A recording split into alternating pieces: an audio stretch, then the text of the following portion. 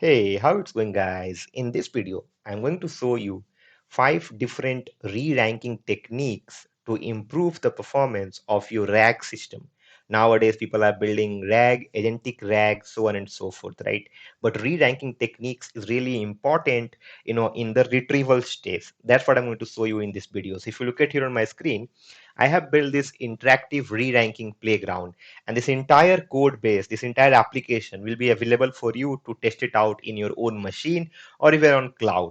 I will make this open source. This will be available on my GitHub repository. This is what my GitHub repository looks like. It's called AI Anytime, and you can go there, find the link in description, and you can use this application. Now, I'll first tell you what is re-ranking. Why do we have a need of re-ranking techniques, right? So you would have been working with the RAG systems, retrieval augmented generation, in last couple of years after the rise of LLMs. We have seen everybody is building chatbots, virtual assistant, question answering systems, summarizations, etc., right? For all of this, when your size of data is too big, which does not fit into the LLM context window, which is nothing but when you write a prompt template and you give some information, it basically exceeds the context window of LLM.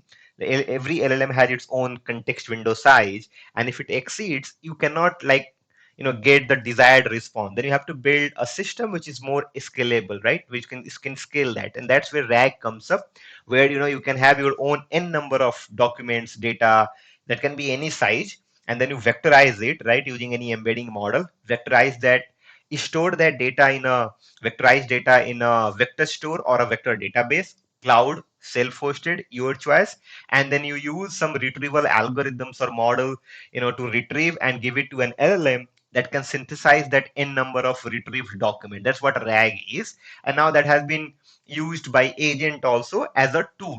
So nowadays people are using RAG as a tool in the agentic AI, or people are building with MCPs, so on and so forth. Those are all completely fine, right? But people always struggle to build RAG systems because the problem is not with LLM.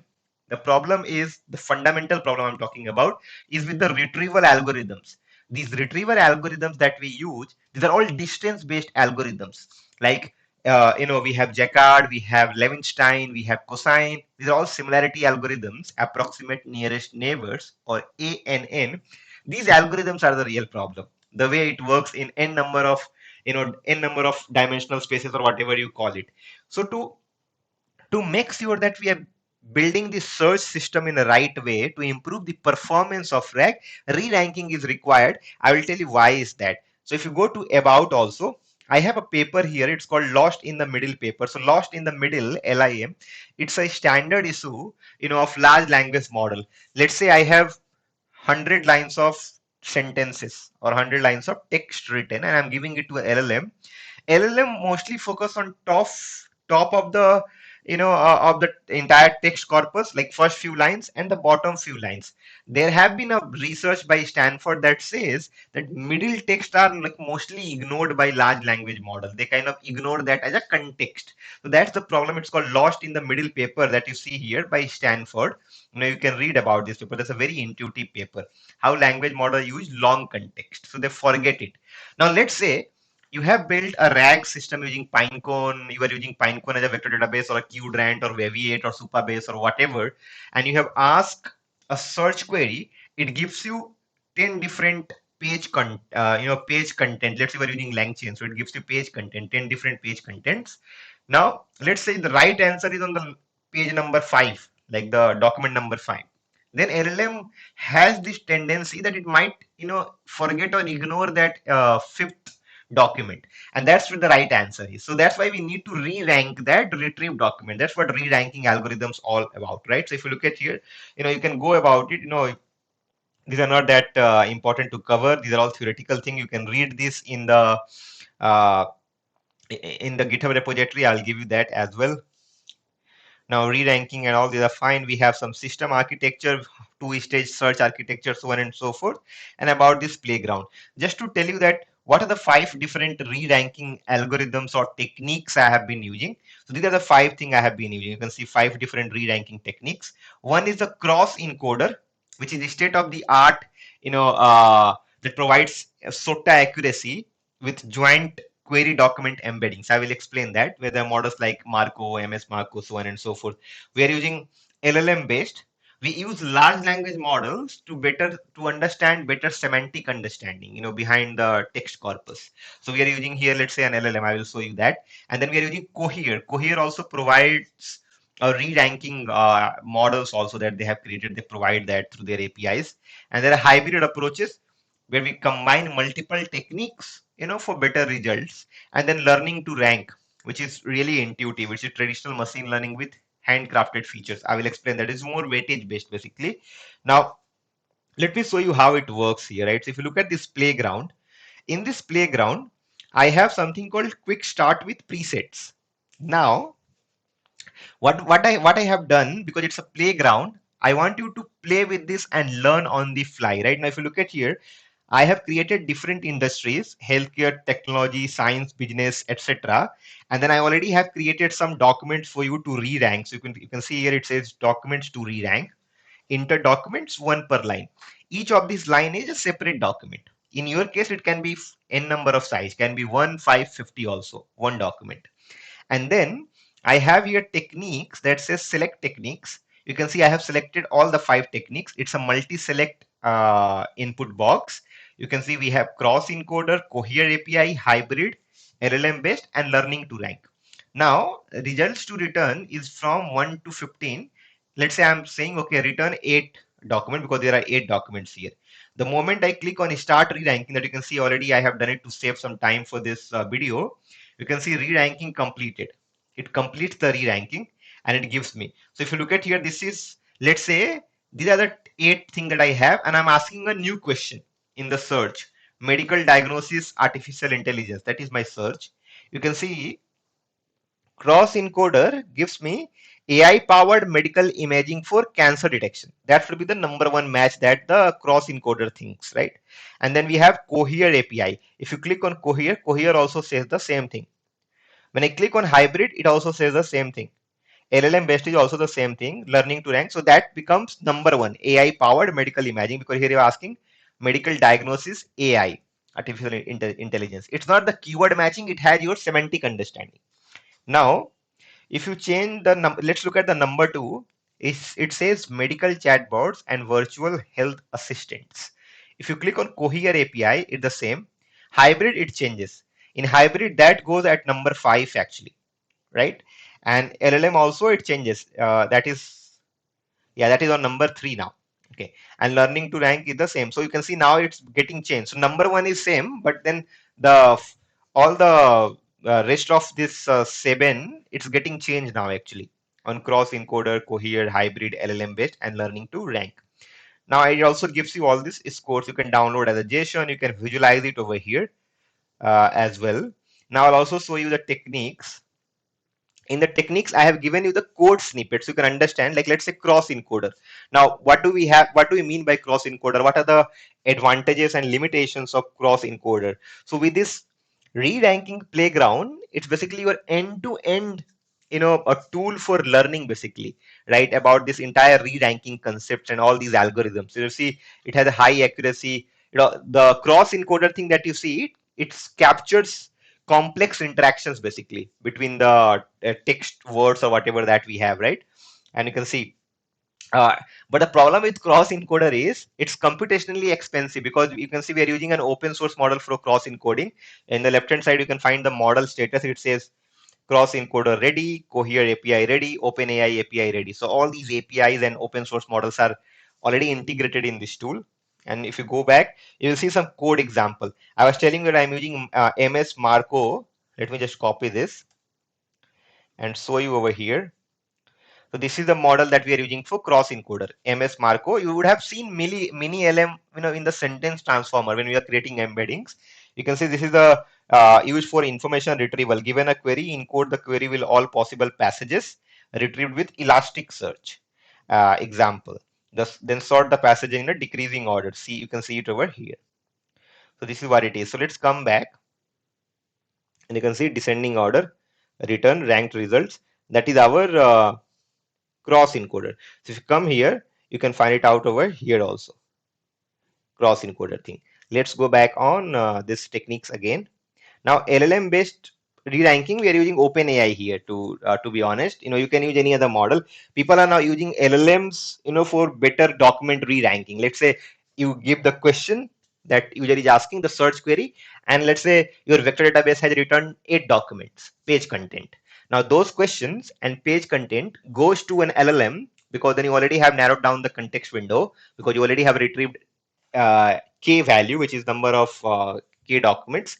Then GPT's models or LLMs are smart enough to look at the user query and then look at the context and say that, okay, number 5 is the right context to kind of synthesize a response. So that's what it does basically here, LLM based re-ranking. But the problem is API cost. There's a substantial cost with this because now you have an LLM layer. So better to rely on, like, let's say it's a trade-off, guys, right? You can rely on cross-encoder, but that will require some kind of infrastructure to deal with. And then you have models, API cost, and I think that is a better approach to go with the model because the models are so affordable now, and they have zero shot capability. You don't have to train the models, the LLMs, because they are so smart. They can look at the search query and the given context and find out which is the right context for the answer. So this is how it works. That one. Then we have Cohere API also. Cohere is really good because they have created their model like that, right? So they have a production grade re-ranking service with optimized performance. But again, API dependencies in the free trial, it has a rate limiting, so you cannot use it in production. That's also a problem. So that is Cohere. Now, in the hybrid approach, what happens? We can combine multiple re-ranking techniques for balanced performances. So you can see over here, I'll show you. You can see we are combining, cross encoder. You can see that here. We are combining cross encoders and then calculating the TF-IDF. If you would have learned natural language earlier, I recommend you learn all of those concepts directly. Don't jump into generative AI, right? It doesn't make sense. You will still get a job and you will do it, but you cannot solve complex problem if you don't understand the fundamentals. That's why it's important, guys. And you can see we combine the score coming from this TF-IDF based similarity and cross encoders similarity. Then we assign weightage. I told you, no, it's on weightage based actually. So it's on the weightage. And then we have learning to rank, which is really intuitive. uh, the advantage of this is it has interpretable features, so we can explain that really well. So there is a bit of explainability on the embedding layer when you build that fast inference. But the problem is it's very limited semantic understanding. So it's good for like building, it's building more keyword based systems, to be honest. So you have techniques like they use like light GBM and all. If you know GBM, right? Gradient boosting model. By who created GBM? It is created by Facebook or Microsoft, I guess. Somebody, Microsoft, right? So please read that. Now on the evaluation side, I also have created an evaluation tab where you can find out all the evaluation, their average score, the max score, mean score, standard deviation, and documents, and also has this chart, radar chart that you see. But the good thing is you can learn about the re-ranking evaluation metrics. These are interview questions. So when you go for some interviews where the interviewer is asking about RAG and all, they will ask you these kind of questions. How to measure the performance of a RAG system? How do we do the evaluation of RAG systems? When you are doing chunking, recall and precision still plays a big role, right, in the accuracy metric. So in the evaluation side also spend some time, guys, right? If you want a good job at good companies, you need to understand all these evaluation techniques. You cannot say that, okay, I have LLM that will decide. People use LLM as a judge, but then you should know the evaluation metrics. So for re-ranking, you can see MRR, mean, reciprocal, and precision, and map. Map is a very famous evaluation metrics, right? That combines both precision and recall. So you can see it over here. So we also have given the evaluation metrics for you to learn it and to make sure even when we are building some proof of concepts, you can immediately use this playground to figure it out, right? How it's performing on your data. Like let's say you bring some paragraph here, just make sure that one per line. So entire one document has to be in one line here. If you want to contribute to this project also, you can just do a pull request on GitHub and you can enhance this. I also have case studies. Now I have taken some case studies that I have seen it, on internet, or I have done it myself. Like let's say this medical literature search. So domain is healthcare. Challenge is doctor needs to find relevant research papers quickly for evidence-based diagnostic or evidence-based medicine, right? People say in the healthcare domain. And the solution is cross-encoder model, which is fine-tuned on medical literature. with the domain specific vocabulary, the vocab that we create with natural language, NLTK or whatnot, right? And then we achieve this score, blah blah blah. You can see examples. This is something where you can probably contribute to this project. This is basically a uh, medical search. Let's say you go to playground tab to run re-ranking. Here I want to integrate it. I haven't integrated it yet. I want to bring some presets on these case studies, which is a bit complex. But yeah, there are different case studies that people are building such solutions. Now in the about, I already have explained you this two-stage architecture, so on and so forth. So I wanted to cover you this to give you a highlight of what are the different techniques you can use it. I don't want to kind of create now videos to walk you through each of these techniques in very detailed, because there are so much of learning resources available now. You can go and learn. You don't have to watch a video, of hours and hours to kind of learn these things, right? Just you should have the high level overview and then go as per as your need, right? So that is what it is. So I'll give this re-ranking playground project to you through my GitHub repo. See if that helps you, if you're able to learn or if you're able to contribute, if you want to contribute, right? And because now people are moving towards agentic AI, and that's also very important. You can create evaluation as a tool also, and the RAG agent can look at those tools and evaluate it, right? So that is also important. Now, let's say you want to go through and find out all these frameworks or methodologies that I have been creating or I have been building, or you want a agentic AI toolkit. I have created this agentic AI toolkit for you. Okay, it's a one-time price. Okay, very affordable, around $15, and you get lifetime updates every day. I push an N10 workflow on this. Now I'll show you what this agentic AI toolkit does. This toolkit provides you 5 different modules. The first module is AI Agent 3-month skill builder kit. You will get a learning roadmap to learn AI agent over a period of 3 months. What kind of tutorials to follow, what kind of videos to watch, what kind of GitHub repositories you have to implement or go through, what kind of research paper you have to cover, how to build your CVs, what kind of certifications you have to do, your own logs, journals. Everything is there in this 3-month skill builder kit, which is phase wise, 3 different phases. Each month you have to follow one phase. Now it's based on Notion completely. I've created a very good Notion template for you. You can follow it. Now, then we have, let's say once you learn it, you will try it out. So I have created N10 workflow templates. There are now 100 plus, basically I have to update this. 100 plus tested N10 workflow templates to the really good templates, like, building faceless YouTube channel, automatic posting on LinkedIn, lead generation. You have your, let's say, RAG agents. You have your, like, let's say, Instagram reel generation, so on and so forth, right? On this workflow templates, 90 plus. Then we have use case selection. Not all use cases require AI agents, right? Some of them you can build it with machine learning or traditional AI models also. You don't need always like, LLM, something you can solve with discriminative model or natural language models also. Then we have a success framework. Let's say you as a startup founder or as a leader in the enterprise, somebody's client is coming to you and says, okay, I'm going to invest $1 million into your initiative. How much ROI I'm going to make?